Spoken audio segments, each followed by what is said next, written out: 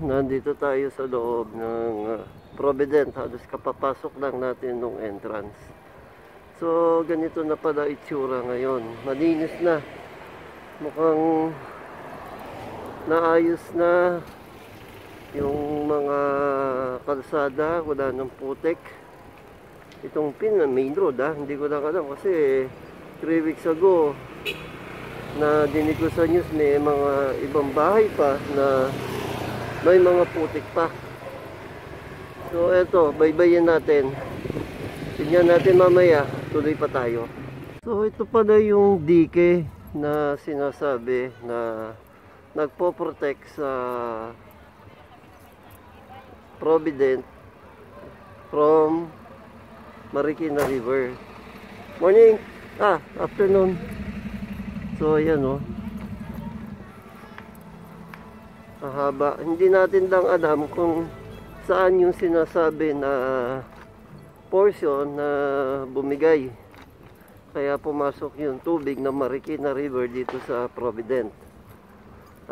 Yun yung alam ko na dinig ko sa news. May residenteng in-interview at sinabing kaya pumasok ang tubig ng Marikina River may bumigay na dike sa harapan nga ng bahay nila. So ayan yung nasa right side natin. Yan yung dike na sinasabi. Hindi lang natin alam kung gaano siya kataas from the normal water level ng Marikina River. So diyan tayo galing kanina. Yan yung main road, St. Mary. Subukan natin hanapin yung bumigay. So ito pa yung isang sasakyan na naging damage nung baha. Ayun, sirang-sira. So naalala ko na ito pala, itong dike na to, ito yung part ng wall na nakikita ko tuwing nagbabike ako sa Riverbank Mall. River Park. So yun pala yun, dike pala yun. So subukan pa rin natin yung part na bumigay ng dike. Ito, ayan, nakikita nyo yung taas nung signboard na yan. Hanggang dyan daw umabot yung baha. So talagang yung mga first floor dito inabot ng baha. So sa tinagal-tagal ko dito sa Marikina since 1975, ngayon ako nakapasok ng Provident, sa totoo lang. Maganda itong lugar. Magandang subdivision siya. Kaya lang ang problema nga ito. Sa gilid na to, andyan yung Marikina River. So kaya pagka talagang tumataas ang tubig, papasukan sila. So hindi daw dahil may bumigay na dike pala kaya pumasok ang tubig. Talagang tumaas ang tubig ng Marikina River at inabot yung pinaka highest point ng dike dito sa left side natin. Andiyan sa left side natin yung dike na yung pala yung wall na nakikita ko kapag nagbabike ako sa River Park. So yan. So balik na tayo. Hanapin ulit natin yung main road, yung St. Mary yata yun, para makalabas na tayo.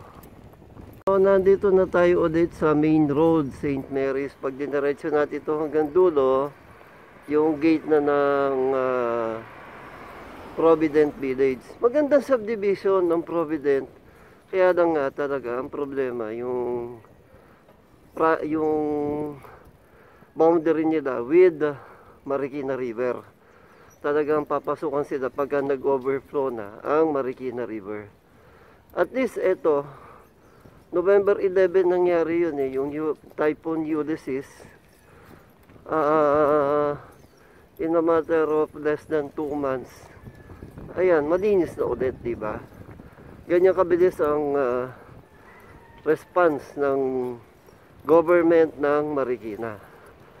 Kita nyo naman, maayos na, parang wala nga nangyari. Malalaman na lang nyo siguro na binaha yung bahay kapag pumasok kayo. Kama kanina may in-interview ko, yun nga, dito, yung mga first floor dito talaga, lalo na dito sa portion na to, mas mataas daw ang baha dito. Dito raw mataas.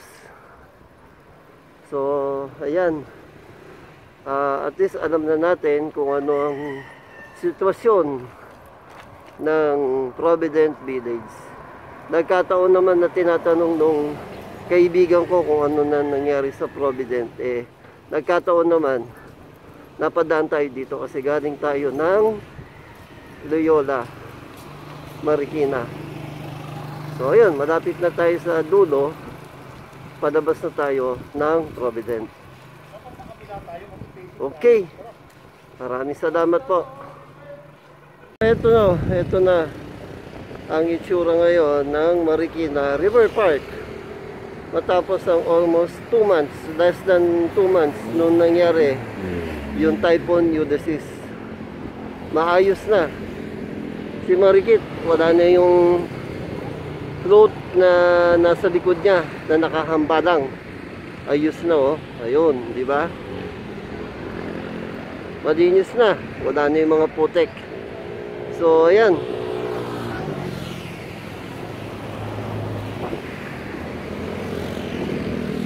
Maayos na ang bayan ng Marikina.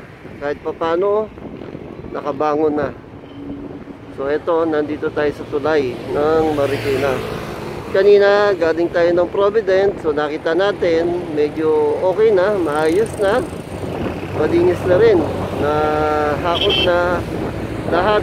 Wala na tayong nakikitang putek sa mga kalsada. Same here sa Marikina River Park.